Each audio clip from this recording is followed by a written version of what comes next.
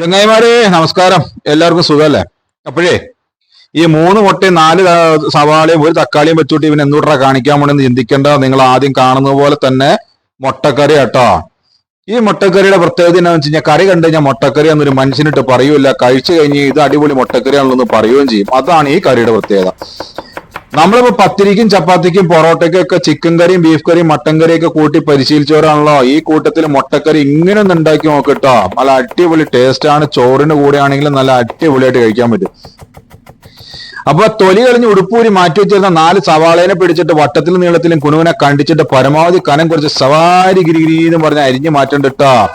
സവാള അരിയണ മാത്രമേ വീഡിയോ എടുക്കാൻ പറ്റുള്ളൂ. അതിക്ക് മുമ്പ് തക്കാളിയും ഇഞ്ചിയും പച്ചമുളകും വെളുത്തുള്ളിയും എല്ലാം ചോപ്പ് ചെയ്ത് അരിഞ്ഞ് മാറ്റി വെച്ചിട്ടുണ്ടായിരുന്നു കേട്ടോ പ്ലേറ്റിലേക്ക്. അതിന്റെ വീഡിയോ എടുക്കാൻ പറ്റിയില്ല, മറന്നുപോയതാന്ന്.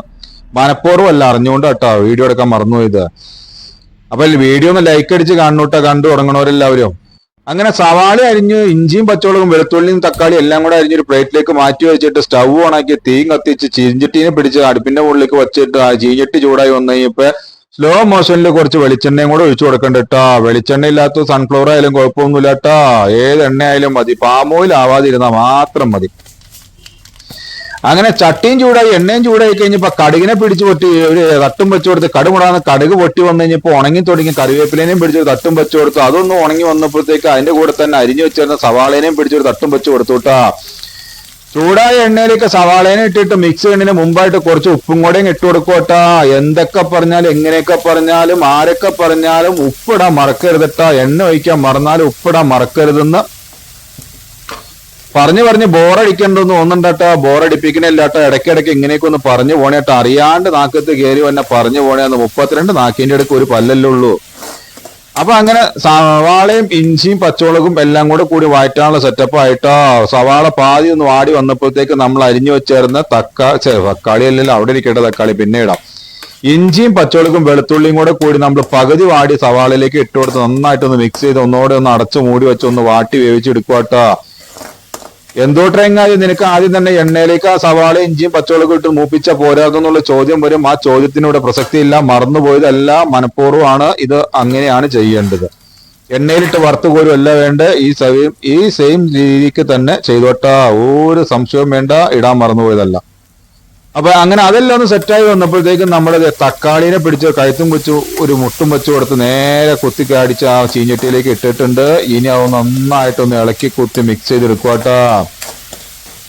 നന്നായിട്ടൊന്ന് ഇളക്കി മിക്സ് ചെയ്ത് സെറ്റാക്കി ഒന്ന് അടച്ചു മൂടി ഒന്ന് വേവിച്ചെടുക്കണോട്ടാ. തക്കാളിയും കൂടി ഒന്ന് വെന്തുടഞ്ഞു വന്നോട്ട്. തക്കാളി ഓവർ ഉടഞ്ഞു പരിവായി പോകണ്ട.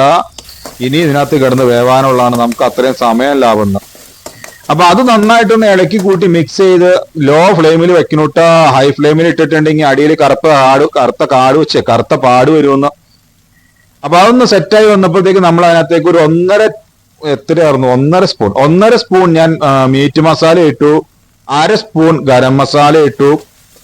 ഒരു സ്പൂൺ കാശ്മീരി ചില്ലി ഇട്ടു. ഒരു 1/4 സ്പൂൺ മഞ്ഞപ്പൊടിയും കൂടെ ഇട്ടു കേട്ടോ. ഈ പൗഡറുകൾ ഇത്രയായിട്ട് ഇതിനകത്ത് ചേർത്തിട്ടുള്ളൂ, വേറെ ഒരു പൗഡറും ചേർത്തിട്ടില്ല, ചേർക്കണവും ഇല്ല കേട്ടാ.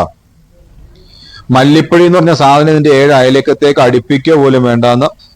അങ്ങനെ അതൊക്കെ ഇട്ടൊന്നും അതിന്റെ പച്ചമണം മാറുന്നത് വരെ ഒന്ന് ഇളക്കി കുത്തി മിക്സ് ആക്കി ഒന്ന് ചൂടാക്കി എടുത്തിട്ട് ഞാൻ ഇപ്പൊ ഒഴിച്ച സാധനം ചില്ലി സോസ് ആട്ടോ. വേണമെങ്കിൽ മാത്രം ഉപയോഗിച്ചാൽ മതി, വീട്ടിലുണ്ടെങ്കിൽ മാത്രം. എനിക്കിവിടെ അടുക്കളയിൽ ഇരിക്കണ കണ്ടു കഴിഞ്ഞപ്പോ ഒരു കൈത്തരിപ്പ് തോന്നിയപ്പോ ചുമ്മാ എടുത്ത് ഒഴിച്ചതാട്ടാ, ഒരു ടേസ്റ്റിന് വേണ്ടിയിട്ട്. അത് ചേർത്തില്ലാന്ന് കരുതി ഒന്നും സംഭവിക്കാൻ പോണില്ലാട്ടാ. അതും കഴിഞ്ഞ് അതിനകത്തേക്ക് ആവശ്യത്തിനുള്ള വെള്ളം കൂടെ ഒഴിച്ചുവിട്ടാ. നമുക്ക് ആവശ്യത്തിനുള്ള വെള്ളം എന്തോരം ഗ്രേവിക്ക് എന്തോരം തിക്നെസ് വേണമെന്ന് നോക്കിയിട്ട് അതിനനുസരിച്ച് വെള്ളം ഒഴിച്ചു കൊടുത്തൊന്ന് തിളപ്പിച്ചെടുക്കണം കേട്ടാ. തിളച്ച് സെറ്റായി കുടുക്കി വരുമ്പോഴത്തേക്ക് ഒന്നോടെ ഉപ്പ് നോക്കണം. ഉപ്പ് നോക്കിയതിന് ശേഷം മാത്രം മുട്ട പൊട്ടിച്ച് ഒഴിക്കാവുള്ളൂ. മുട്ട പൊട്ടിക്കണ സ്ലോ മോഷനിൽ എടുക്കാൻ നോക്കിയാൽ നടന്നില്ലാന്ന്. എന്നാലും പറ്റുന്ന പോലെ സ്ലോ മോഷനിൽ ആക്കി കാണിച്ചു തന്നിട്ടുണ്ട്. 3 മുട്ടയും പൊട്ടിച്ച് ഒഴിച്ചുവിട്ടാ. 3 മുട്ടയും പൊട്ടിച്ചൊഴിച്ചതിന് ശേഷം ഇനി ചെയ്യാൻ പോണ പരിപാടി എന്താണെന്ന് വെച്ചാൽ ഇതെല്ലാം കൂടി ഇളക്കി കൂട്ടി മിക്സ് ആക്കണം. നിങ്ങൾ എന്താ ചങ്ങാതി ഇങ്ങനെ കാണിക്കണേ? ഇയാൾക്ക് ആ മുട്ട 3ഉം കൂടെ ഒന്നിച്ചൊരു പാത്രത്തിലേക്ക് ഇട്ട് ബീറ്റ് ചെയ്തിട്ട് അങ്ങോട്ട് ഒഴിച്ചാൽ പോരെന്ന് ചോദിക്കാൻ ആളുകൾ ഉണ്ടാവും. ആ ചോദ്യത്തിനോട് പ്രസക്തിയില്ല. കാരണം അങ്ങനെ ചോദിച്ചു കഴിഞ്ഞാൽ ശരിക്ക് തിളച്ച വെള്ളത്തിലേക്ക് ഇടുമ്പോൾ മുട്ട കട്ട പിടിക്കും. അതുകൊണ്ടാട്ടെ ഈ പരിപാടി ചെയ്യണേ. കട്ട പിടിക്കരുത് ഒരു കാരണവശാലും. മുട്ടയും കുത്തി ഒഴിച്ച് കട്ട പിടിക്കാത്ത രീതിയിൽ ഉടച്ച് നന്നായിട്ട് ഇളക്കി കുത്തി മിക്സ് ചെയ്ത് മാറ്റി വെച്ച് ലോ ഫ്ലെയിമിലിട്ട് ഒന്ന് കുറുക്കി എടുക്കുക കേട്ടോ. ഇത് കണ്ടോ, ഇപ്പൊ കണ്ട മുട്ടക്കറി ആണെന്നൊരു മനുഷ്യനിട്ട് പറയൂല, എന്നാ കഴിക്കാൻ നല്ല അടാര ടേസ്റ്റ് മുട്ടക്കറിയാന്ന്.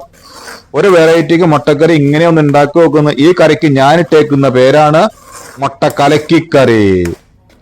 അപ്പൊ അതെ, നമ്മുടെ മുട്ടക്കറി ഏകദേശം ഇവിടെ അടിപൊളിയായിട്ട് സെറ്റായി വന്നുകൊണ്ടിരിക്കുക കേട്ടോ. ഒരു ലോ ഫ്ലെയിമിൽ ഏകദേശം ഒരു 3-4 മിനിറ്റും കൂടെ വച്ച് നമ്മുടെ അതിനകത്തുള്ള എണ്ണ തെളിയുന്ന വരെ ഒന്ന് വേവിച്ചെടുക്കുകയാണ്. അതിന്റെ എണ്ണയൊക്കെ മുകളിൽ തെളിഞ്ഞു വന്നു. എണ്ണ തെളിഞ്ഞു വന്നു എന്ന് കരുതി ഇനി എണ്ണ ഉപയോഗിക്കില്ല എന്നുള്ള ചിന്ത ഉണ്ടെങ്കിൽ അത് തൊട്ട തെറ്റാണ്. ഞാൻ വീണ്ടും കുറച്ച് ഒരു നുള്ളു പച്ച വെളിച്ചെണ്ണയും കൂടെ ചേർത്ത് കൊടുക്കണ്ടിട്ടാ. നമ്മുടെ മുട്ടക്കറിക്ക് ഒരു ടേസ്റ്റ് കിട്ടുന്നത് പച്ച വെളിച്ചെണ്ണയാണ്. പിന്നെ ഇതിന്റെ കൂടെ ഓപ്ഷനിലായിട്ട് വന്ന ഒരു പരിപാടിയാണ്. നിങ്ങൾക്ക് ആവശ്യമുണ്ട്, നിങ്ങളുടെ വീട്ടിൽ ഉണ്ടെങ്കിൽ മാത്രം കുറച്ച് മല്ലിയിലയും കൂടെ അങ്ങോട്ട് അരിഞ്ഞു ചേർത്തോട്ടോ. മല്ലിയില ഇട്ടില്ല എന്ന് കരുതി ഒന്നും സംഭവിക്കാൻ പോണില്ല എന്ന്. മല്ലിയില ഇട്ടാലും പ്രത്യേകിച്ച് ഒന്നും സംഭവിക്കാൻ പോലുള്ള മല്ലിയിലയുടെ ചെറിയ ടേസ്റ്റും കൂടെ കിട്ടും. ചപ്പാത്തിക്കാണെങ്കിലും പൊറോട്ടയ്ക്കാണെങ്കിലും ഇപ്പൊ നൈസ് പത്തിരിക്കാണെങ്കിലും ചോറിന്റെ കൂടെയാണെങ്കിലും കഴിക്കാൻ നല്ല അടിപൊളി കോമ്പിനേഷൻ ആയിട്ടുള്ള ഐറ്റം കറിയായിട്ട് അത്. നിങ്ങളൊന്ന് പരീക്ഷ നോക്കുന്ന വീട്ടില് ഇതൊക്കെ ഇങ്ങനെയൊക്കെ ഒന്ന് ഉണ്ടാക്കി നോക്കുമ്പോൾ അതിന്റെ ടേസ്റ്റും കൂടെ ഒന്ന് അറിയുക. പിന്നെ ഇതിനകത്തേക്ക് നമുക്ക് വേണമെങ്കിൽ കുറച്ച് മറ്റേ അണ്ടിപ്പരിപ്പ് അരച്ചതോ തേങ്ങാപ്പാലോ ചേർക്കാട്ടെ. ഞാനിതൊന്നും ചേർത്തിട്ടില്ല. അപ്പൊ അത് ഇത്തിരി ഉണ്ടായിരുന്നുള്ളൂ. നമ്മൾ ഇന്നത്തെ വീഡിയോ ഇഷ്ടപ്പെട്ട ലൈക്ക് ചെയ്യാനും കമന്റ് ചെയ്യാനും ഷെയർ ചെയ്യാനും മറക്കരുതിട്ട്. അപ്പൊ thanks for watching. This is Saneer Parappadan.